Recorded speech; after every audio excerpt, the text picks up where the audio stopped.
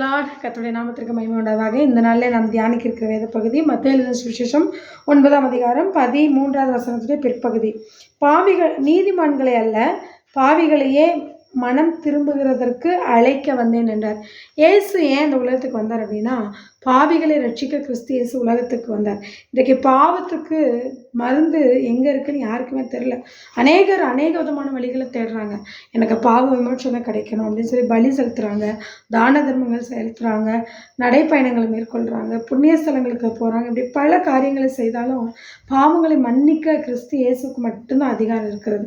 அவர் பாவிகளை ரட்சிக்க தான் உலகத்துக்கு வந்தார். அல்லேலூயா.